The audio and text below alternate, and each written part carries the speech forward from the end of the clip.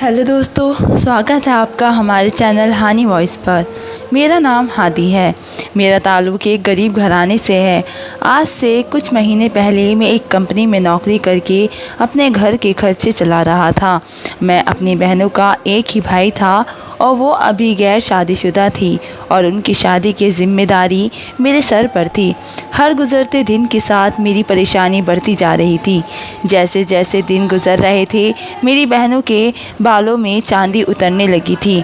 मुझे समझ ही नहीं आता था कि घर का खर्च चलाऊं या बहनों की शादी करूं। मैं खुद 30 साल का हो चुका था। मैं इस कदर परेशान रहने लगा था कि मेरी परेशानी मेरे चेहरे पर साफ नज़र दिखने लगी थी। एक दिन मैं कुछ ज़रूरी फ़ाइलें लेकर अपने साहब के कमरे में गया तो वो भी मेरा चेहरा देखकर जान गए थे कि इन दिनों कुछ ज़्यादा ही परेशान हूँ। मेरी शक्ल देखकर कहने लगे, हादी बेटा, सब ठीक तो है? आजकल तुम कुछ परेशान नज़र आते हो। मैं देख रहा हूँ कि काम पर भी तुम्हारी तवज्जो पहले जैसी नहीं रही है। मैंने मुस्कुरा कर बात टालने की कोशिश की। मैं साहब को क्या बताता, गरीब लोग किस तरह से गुर्बत की चक्की में पिस रहे हैं। ना ही बहनों के लिए कोई मुनासिब रिश्ता मिल रहा है और ना ही मुझ में दहेज देने की हिम्मत है। आमिर साहब बार बार इसरार करने लगे कि बताओ तो सही, आखिर बात क्या है? तुम हमारे बहुत ही अच्छे नौकर हो और तुम्हारी परेशानी से हमारा काम पर बहुत ही फ़र्क पड़ने लगा है। साहब के इसरार पर ना चाहते हुए भी मैंने उन्हें अपने घर की सारे हालात से आगाह कर दिया। साहब कहने लगे, रात बस इतनी सी बात थी। अच्छा, तुम ऐसा करो, कल तुम मेरे घर खाने पर आ जाना, मैं तुम्हारे मसले का हल ज़रूर निकाल दूँगा। साहब की इस मेहरबानी पर मैं उनका शुक्रगुज़ार हुआ, लेकिन मुझे ये समझ नहीं आ रहा था कि मेरी परेशानी का वो क्या हल निकालेंगे। लेकिन मुझे जैसे भी करके बहनों की शादी करवानी थी और जिनके अब रिश्ते आने भी बंद हो गए थे, वो मेरे साहब थे, इसलिए मैं उन्हें इनकार नहीं कर सकता था। रात को मैं खूब तैयार होकर उनके घर पर पहुंच गया। दिल में एक उम्मीद की किरण जागी थी कि हो सकता है आज मेरे मसले का कोई ना कोई तो हल निकल आए। अगले दिन मैं साहब के घर पहुंचा तो उन्होंने बहुत ही खुशी दिली से मेरा इस्तकबाल किया। कुछ देर की गुफ्तगू के बाद कहने लगे कि मेरे पास तुम्हारे मसले का एक आसान हल है। अगर तुम चाहोगे तो तुम्हारे सारे मसले हल हो जाएंगे। मैंने हैरत से साहब की तरफ देखा। काफ़ी देर के गुफ्तगू के बाद वो अच्छी तरह से मेरे हालात भी जान गए थे, जिन्हें चुटकी बजाते ही हल करने की बात कर रहे थे। आमिर साहब मेरे मुंह की तरफ देखकर कहने लगे, पहले खाना खाते हैं, फिर तुम्हारे मसले का हल बताता हूँ। मेरे अंदर एक अजीब सी हलचल पैदा हो गई थी। उनके पास पता नहीं पहुंचकर मेरा खाना खाने को जी नहीं चाह रहा था। मैं बस उनकी बात जानना चाहता था। उसी वक्त एक खूबसूरत और हसीन लड़की खाने की टेबल पर आई और कहने लगी कि मुझे भूख नहीं है, आपने मुझे ज़बरदस्ती खाने के लिए क्यों बुलाया है? साहब ने उसे बैठने का इशारा किया तो वो मुंह बनाती हुई मेरे सामने वाली कुर्सी पर बैठ गई। मेरी नज़रें पर ठहर सी गई थी। खूबसूरती और दौलत ने मिलकर उसे एक अलग ही हुस्न बख्श दिया था। साहब ने मेरे बारे में बताया, फिर बोले कि ये उनकी इकलौती बेटी कोमल है। मैं कोमल को देखने लगा, जो मुंह में सोने का चम्मच लेकर पैदा हुई थी, और उधर मेरी बहनें थीं जो आम ज़रूरियात के लिए भी तरस गई थी। कोमल ने एक नज़र मुझ पर डाली और साहब से बोली, क्या ये हादी है? उसका ज़िक्र आप कल कर रहे थे। उसके हुस्न वो शहज़ादी के मुंह से अपना नाम सुनकर मैं हैरान हुआ था। उसकी और साहब के दरमियान पहले से ही मेरे बारे में कोई बात हो चुकी थी। मुझे लग रहा था कि साहब मेरी प्रमोशन करने वाले हैं और शायद इसलिए उन्होंने अपनी बेटी से मेरे बारे में बात की है। साहब का जवाब हाँ में सुनकर मैं उस लड़की ने दोबारा एक गहरी नज़र मुझ पर डाली और कहने लगी, ठीक है, मुझे कोई एतराज़ नहीं है, और ये कहकर वो वहाँ से चली गई। मुझे समझ ही नहीं आया था कि उन दोनों बाप बेटी के दरमियान आखिर क्या चल रहा था। मैं दिल ही दिल में अच्छे की उम्मीद करने लगा था। खाने के बाद साहब ने मेरे कंधे पर हाथ रखा और कहने लगे, मैं कोमल के लिए एक अच्छा और नेक लड़का ढूंढ रहा हूँ और मुझे लगता है कि तुमसे बेहतर लड़का मुझे इस दुनिया में कोई नहीं मिलेगा। तुम नेक और शरीफ लड़के हो, मैं तुम्हें अपना दामाद बनाना चाहता हूँ। साहब की बात सुनकर तो मेरे रोंगटे खड़े हो गए थे। मुझ जैसे गरीब लड़के को वो अपने दामाद बनाने की बात कर रहे थे। मैंने तो कभी सोचा भी नहीं था कि वो मुझे ऐसे बोलेंगे। वो मुझे कहने लगे, तुम्हारी बहनों की शादियों का खर्चा मैं उठाऊंगा और उनके रिश्ते भी मैं खुद ही अच्छे जगह पर करवाऊंगा। तुम्हें कोई परेशानी नहीं होगी। मेरी एक ही बेटी है और ये मैं चाहता हूँ कि तुम इससे शादी करके उसका ख्याल रखो और इसी तरह खुश रखो जैसे कि एक बीवी का हक होता है। मुझे तो साहब की बात पर यकीन ही नहीं आया था। मैंने सोचने के लिए कुछ वक्त मांगा और फिर वापस निकला। जब मैं रात को घर गया तो मेरी बहनें और मेरी माँ अभी तक जाग रही थी। उन्हें मालूम था कि मैं अपने साहब के घर गया हुआ हूँ। वो जानना चाहती थी कि साहब ने मुझे क्यों बुलाया था। घर आते ही मैंने अपनी माँ और बहनों को सारी बात बता दी और जैसे सुनकर उनके मुंह खुले के खुले रह गए थे। और फिर कुछ देर की खामोशी के बाद माँ ने कहा कि हादी, सोचने की कोई ज़रूरत नहीं है, इस रिश्ते के लिए हाँ कर दो। तुम इनके घर दामाद बन जाओ और हमें कोई एतराज़ नहीं है। बस मेरी बेटियों को उनके घर का कर दो। मैं इस तरह अपनी बेटियों को अपने दहलीज पर बूढ़े होते नहीं देख सकती। माँ की आंखों से आंसू गिरने लगे थे, जिन्हें देखकर मुझे तकलीफ़ का एहसास हो रहा था। सारी रात सोचने के बाद मैंने भी यही फ़ैसला किया कि कोमल से शादी मेरी सारी मुश्किलों का हल कर सकती है। और फिर बस ज़ाहिर है इसमें कोई ऐसी बुराई भी नहीं थी कि मैं इनकार कर देता। कोमल बहुत ही खूबसूरत और जवान थी, पढ़ी लिखी थी। उसके अलावा मुझे और क्या चाहिए था। अगले दिन मैंने साहब को हाँ में जवाब दे दिया। उन्होंने 2 दिन के अंदर ही मेरा और कोमल की सादगी से निकाह कर दिया और ये मुझे अपने घर में रख लिया। शादी पर मुझे बहुत ही सारा पैसे भी दिए गए। मैं अपने ख़ानदान को कुछ पैसे दे दूँ। मैं बहुत ही खुश था। मुझे यकीन था कि अब मेरी बहनें जल्दी से ही अपने घर वाली हो जाएगी। इधर मेरी ज़िंदगी में भी कोमल जैसी खूबसूरत बीवी आ गई थी। लेकिन एक दिन मेरे सामने एक ऐसी हकीकत आई जिसे जानकर मेरे सर पर आसमान टूट पड़ा था। शादी की पहली रात से ही मेरे साथ कुछ अजीब हो रहा था जो मेरी समझ से कोसों दूर था। सुहाग रात जब मैं अपने कमरे में गया तो मेरी बीवी आम औरतों की तरह घूंघट डाले कर नहीं बैठी थी, बल्कि वो सारा का सारा लिबास में सुकून से सोफ़े पर बैठी थी और सो रही थी। मुझे लगा शायद पैसे वाली है, इसलिए रुआती दुल्हने की तरह मेरे लिए तैयार होकर नहीं बैठी। यही सोचकर मैंने दबे पाँव अपने सारे काम ख़त्म किए और फ्रेश होकर दोबारा से कमरे में आया तो वो उस वक्त भी सो रही थी। सुहागरात हर मर्द की तरह मैं भी बहुत से अरमान अपने दिल में अपनी बीवी की करीबियत चाहता था। कोमल सोती हुई जैसे किसी ज्वालामुखी की तरह लग रही थी, जिसे मैं हर हाल में अपना बना लेना चाहता था। इसलिए मैं सोती हुई कोमल के पास चला गया और उसे बाहों में भरकर बिस्तर पर बुलाने की कोशिश करने लगा। वो बड़ी ही मुलायम सी थी, मगर उसे मेरा हाथ लगा तो उसकी आँख खुल गई और उसने इतनी ज़ोर से मुझे धक्का दिया कि मैं लड़खड़ा गया। कोमल के इस अंदाज़ पर मेरे सारे जज्बात ठंडे पड़ गए थे और मुझे एहसास हुआ था कि इसके आगे मेरी हैसियत कुछ भी नहीं है। फिर मैं ये सोचकर खामोश हो गया कि शायद वो नींद में है और इसलिए ऐसी हरकतें कर रही है। लेकिन अब कोमल पूरी तरह बेदार हो चुकी थी। वो मेरी तरफ देखते हुए कहने लगी, हादी, मैं और आप इस वक्त तक एक नहीं हो सकते जब तक आप मेरी एक शर्त पूरी नहीं कर सकते। मैंने कसम खाई है कि अगर आपने मेरी शर्त पूरी ना की तो मैं आपके साथ कोई ताल्लुक़ कायम नहीं करूँगी और ना ही आप मुझे हाथ लगाएंगे। कोमल की बात सुनकर मैं हैरान रह गया था। सुहागरात वाले दिन ऐसी कौन सी दुल्हन है जो इस तरह की बातें करती है। अब वो कसम खा चुकी थी, इसलिए मैंने उसे कहा कि ठीक है, मैं उसकी हर शर्त पूरी करने को तैयार हूँ। लेकिन मुझे क्या मालूम था कि वो मेरे आगे ऐसी शर्त रख देगी जिसे सुनकर मेरे होश उड़ जाएंगे। कोमल की शर्त सुनकर मेरे तो कदमों तले ज़मीन खिसक गई थी। मैंने कोमल से कहा कि ये मुमकिन नहीं है, मैं तुम्हारी शर्त पूरी नहीं कर सकता। मेरी बात सुनकर कोमल कहने लगी, अब मैं अपनी कसम नहीं तोड़ सकती। अगर मैंने इसकी शर्त नहीं मानी तो वो मुझसे कोई ताल्लुक़ नहीं बनाएगी। मेरी सारी रात सोच में ही गुजर गई थी। मैं एक परेशानी से निकलकर दूसरी परेशानी में अटक गया था और सुबह सवेरे नाश्ते के लिए डाइनिंग टेबल पर पहुंचा तो साहब मेरे मुंतज़िर थे। मुझे देखकर खैरियत पूछने लगे। अब मैं उन्हें कमरे के अंदर की बात कहना चाहता था।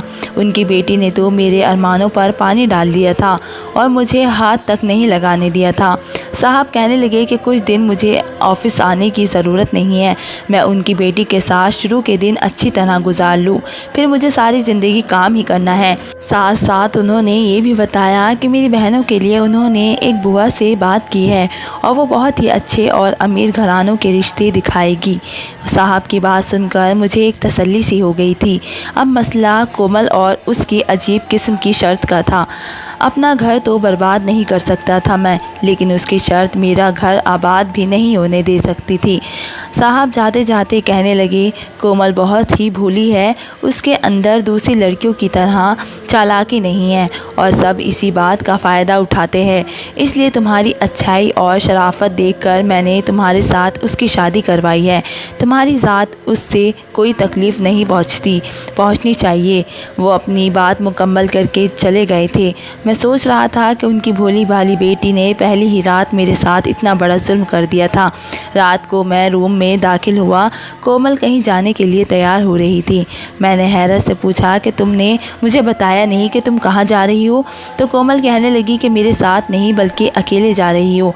उसकी बात सुनकर मुझे एहसास हो गया कि जब तक मैं उसकी शर्त नहीं मानूंगा वो मुझे अपने पति का दर्जा नहीं देगी। मेरे लिए कोमल की शर्त मानना बिल्कुल भी आसान नहीं था। हम दोनों एक साथ एक कमरे में रह तो रहे थे, बिल्कुल अजनबियों की तरह, मगर साहब ने मेरी दोनों बहनों के रिश्ते एक साथ ही बहुत ही ऊंचे घर वालों में करवा दिए थे।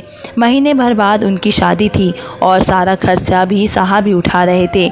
कम से कम मुझे अपनी बहनों की खुशियाँ देखना तो नसीब हो गई थी, लेकिन मैं भी जब भी अपनी ज़िंदगी को देखता तो मुझे बहुत ही तकलीफ़ होती और फिर तंगाकर मैंने काफ़ी दिन बाद ये सोचकर कोमल की शर्त कबूल कर ली कि एक दफ़ा वो मेरी हो जाएगी तो अपनी सारी कस्में भूल जाएगी।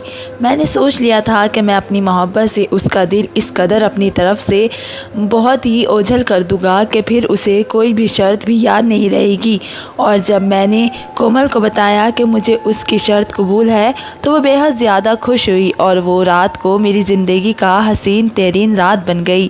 कोमल जैसी खूबसूरत बीवी को अपनी बाहों में भर के मुझे लगा था कि मेरी ज़िंदगी में बहुत ही बहार आ गई है और मैं कोमल को पाकर मुकम्मल हो गया हूँ। इधर मेरी दोनों बहनों की शादियाँ धूमधाम से हो गई थी। मैं और कोमल भी मियाँ बीवी के ताल्लुक़ में पूरी तरह बंध के चुके थे। सब कुछ बिल्कुल ठीक हो गया था, लेकिन ये सुकून भी एक बड़े तूफ़ान का पेश खमा था। और शादी के 3 महीने बाद ही मुझे कोमल की हरकतें कुछ अजीब सी लगने लगी थी। मैं रात को सोने के लिए लेटता तो कोमल बहुत ही मोहब्बत से मुझे दूध का गिलास पिलाती, जिसे पीते ही मुझे बहुत ही नींद आ जाती। और सुबह जब मैं उठता तो कोमल का बिस्तर ऐसा होता जैसे वो रात भर कमरे में रही ना हो और उसकी आंखों में भी जागने की वजह से बहुत ही सुर्खी नज़र आती। लेकिन मेरे पूछने पर वो मुकर जाती और कहती कि वो रात को बिस्तर पर ही लेटी थी और सो जाती है। वो अक्सर रात को सोने से पहले इस कदर तैयार होती कि मैं परेशान हो जाता। इतना तैयार तो वो शादी की पहली रात भी नहीं होती थी जितना आज सोने से पहले हुई थी। खूब तैयार होने के बाद वो मुझे दूध का गिलास पिलाती और मैं सो जाता। मुझे अब तक समझ ही नहीं आ रहा था कि मुझे इतनी नींद क्यों आने लग गई थी और मेरे सोने के बाद कोमल अपनी तैयारी का क्या करती थी। मुझे ऐसा लग रहा था जैसे मेरी बीवी की ज़िंदगी में कोई ऐसा राज छुपा है जो कि मुझे पूरी तरह से मालूम नहीं है। बहुत ही दफ़ा मैंने अपनी बीवी को घर के एक अलग कमरे में जाते हुए देखा था, लेकिन मैं आज तक उस कमरे में नहीं गया था। कोमल ने मुझे बताया था कि वो साहब का पुराना कमरा है जहां वो अपनी बीवी के साथ रहते थे। कोमल भी अच्छी यादों को समेटने के लिए उस कमरे में जाती है और वो नहीं चाहती कि उसके अलावा कोई और उस कमरे में जाए। शुरू में तो मुझे लगा कि शायद वो अपनी माँ को याद करके रोती होगी।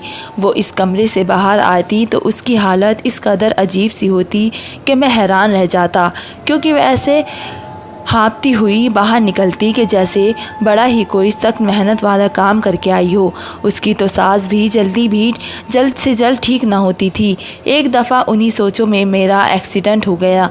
मैं ऑफिस से वापस आ रहा था कि अंधा होने का नाटक किया, क्योंकि मैं इस कमरे में जाकर देखना चाहता था कि वहाँ क्या हो रहा है और कोमल रात को तैयार होकर क्या करती है। और फिर जो राज मेरे सामने खुलकर आया, मेरे सर पर आसमान गिर पड़ा। कोमल ने मुझे सच में अंधा समझ लिया था। उसने अगली रात मुझे दूध तो पिलाया था, लेकिन वो पीकर मुझे नींद नहीं आई थी। शायद कोमल को लग रहा था कि अब मेरी आंखें तो हमेशा के लिए बंद हो चुकी है, इसलिए नींद की दवाई की क्या ज़रूरत है। मेरे सोते ही उसने कमरे की लाइट बंद की और खामोशी से जैतून के तेल की बोतल उठाकर कमरे से बाहर निकल गई। मैं काफ़ी देर तक करवटें बदलता रहा, लेकिन कोमल अभी तक कमरे में वापस नहीं आई थी और पता नहीं तेल की बोतल को लेकर क्या करने गई थी। मेरे दिमाग में इसकी शर्त भी घूम रही थी। मैं किसी भी तरह उसकी शर्त की पूरी तह तक कर सकता था। तकरीबन 5 बजे के करीब कोमल कमरे में आ गई। मैं सहारा लेकर उठकर खड़ा हुआ जैसे अंधा हूँ और उससे पूछा कि वो कहाँ गई थी। मुझे सब कुछ नज़र आ रहा था कि उसके हाथ में अभी भी खाली तेल की बोतल थी, जो वो कुछ देर पहले भरी हुई लेकर गई थी, कमरे से निकल कर गई थी। वो कहने लगी कि कमरे में उसका दम घुट रहा था, इसलिए वो बाहर चली गई थी। वो जो रात को बन ठन के सोने के लिए लेटी थी, उसी वक्त उसकी सजावट ख़त्म हो चुकी थी। ना ही उसके गले में जेवर थे और ना ही उसके बाल पहले की तरह जुड़े में बंधे हुए थे, बल्कि वो बिखरे हुए थे और अजीब सी हालत हो चुकी थी उसकी।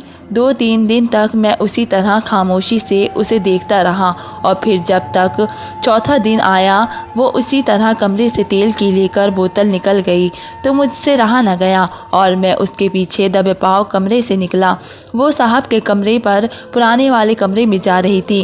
रात के इस पहर उसे अपने बाप के पुराने कमरे में क्या काम था, यही सोचकर मैं उसके पीछे पीछे वहाँ तक भी गया। कमरे में बंद होकर उसने दरवाज़ा लॉक कर दिया था, इसलिए मजबूरन मुझे छोटी सी खिड़की से झांकना पड़ा। अंदर का मंजर वो बहुत ही अजीब था, क्योंकि मेरी बीवी के हाथ में तेल की बोतल थी और वो साहब के कंधों पर तेल की मालिश कर रही थी। अगर रात को वो अपने बाप की मालिश भी करना चाहती थी तो इसलिए उसके लिए उसे मुझे नींद की दवाइयाँ देने की क्या ज़रूरत थी। और ये बात मुझे समझ ही नहीं आई थी जब मैंने कुछ ऐसा देखा कि मेरे होश ही उड़ गए। साहब ने अचानक ही कोमल के साथ एक ऐसी बात की थी जिसका मैं तसव्वुर भी नहीं कर सकता था। वो कोमल से इस शर्त के तह तक बात कर रहे थे जो कोमल ने पहली रात मेरे सामने रखी थी। ये बात तो मेरे वहम गुमान में भी नहीं थी कि साहब को इस शर्त का इल्म है। शादी की रात कोमल ने मेरे सामने एक शर्त ऐसी रखी और वो शर्त ये थी कि जैसे ही कोमल माँ बनने वाली होगी मैं उसको तलाक दे दूँगा। इस शर्त ने मेरे होश ही उड़ा दिए थे और मैंने ये सोचकर हामी भर ली थी कि मैं अपनी मोहब्बत से उसे, लेकिन मुझे इस बात का बिल्कुल भी अंदाज़ा नहीं था कि उसका बाप भी उस शर्त में बराबर का हिस्सेदार होगा। साहब उससे कह रहे थे, मैं तुम्हें हमेशा के लिए अपना बना लूँगा, बस तुम्हारे प्रेग्नेंट होते ही तुम्हें इससे तलाक हासिल करनी है। मैं उसकी बहनों की शादी भी करवा चुका हूँ और उसे पैसे भी दे रहा हूँ। यह सब देखकर अब वो हमारे लिए इतना तो करेगा ही। कोमल कहने लगी, उसे भी इस दिन का बहुत ही शिद्दत से इंतज़ार है जब वो प्रेग्नेंट होगी और मैं उसे तलाक दे दूँगी और फिर वो साहब से शादी कर लेगी। कोमल की ये बात सुनकर मेरे रोंगटे खड़े हो गए थे कि एक बेटी अपने बाप से शादी की बात कैसे कर सकती थी। बहुत ही देर में मैं उन दोनों बाप बेटी को सुन रहा था, लेकिन अब मैं बर्दाश्त ख़त्म हो चुकी थी। मैं बिना सोचे समझे खिड़की से साइड पर हो गया। मैंने कमरे का दरवाज़ा बजा डाला। मैं मजबूर ज़रूर था, लेकिन बेगैरत नहीं था। दरवाज़ा कोमल ने खोला और मुझे सामने खड़ा देखकर पहले तो हैरान हुई और फिर पूछने लगी कि तुम यहाँ पर क्या कर रहे हो। मैंने गुस्से से कोमल से कहा कि मेरी आंखें वापस आ गई है और अब मुझे सब कुछ साफ साफ दिखाई दे रहा है। मैं बेगैरत नहीं हूँ। मैं जानना चाहता था कि वो कौन सी बात थी जो मुझे मालूम नहीं थी और इस शर्त को रखने के पीछे मकसद क्या था। बेहतर यह है कि सारा सच मुझे खुद ही बता दो। मेरी बात सुनकर जहाँ कोमल के चेहरे का रंग बदल गया था, वहीं पीछे से साहब भी कमरे से बाहर निकल आए थे। वो कहने लगे कि अच्छा हुआ तुम सब कुछ जान गए। वैसे भी अब तुम्हें सच बताने का वक्त आ चुका था, क्योंकि कोमल प्रेग्नेंट है और तुम्हारी दोनों बहनों की शादी भी मैं करवा चुका हूँ। अब तुम्हें कोमल को तलाक देनी होगी। मैं अपनी बीवी को तलाक क्यों दूंगा और अपने बच्चे को क्यों छोड़ूंगा। साहब कहने लगे कि अगर तुम खुद से तलाक नहीं दोगे तो मैं तुम्हारी बहनों की तलाक करवा दूंगा, और वजह भी मैं तुम्हें बता देता हूँ। कोमल मेरी बेटी नहीं बल्कि मेरी बीवी है। हम दोनों बहुत ही अजीब ज़िंदगी गुजार रहे थे। मैंने कोमल के साथ कई दफ़ा जिस्मानी ताल्लुक़ बनाए हुए थे, लेकिन हमें कोई फ़ायदा ना हुआ। फिर इलाज करवाने पर पता चला कि मैं बाप नहीं बन सकता। कोमल किसी दूसरे के बच्चे को गोद नहीं लेना चाहती थी। उसे अपना बच्चा चाहिए था, लेकिन वो मुझसे भी बहुत ही मोहब्बत करती थी। इसलिए हमने उसका एक हल निकाला और मैंने उसको तलाक दे दी और फिर तुम्हारी उससे शादी करवा दी। मैं जानता था कि तुम अपनी बहनों के खातिर कुर्बान होने के लिए तैयार हो जाओगे। इसलिए कोमल ने तुम्हारे सामने शर्त रखी कि जैसे ही वो प्रेग्नेंट होगी तुम उसे तलाक देकर चले जाओगे।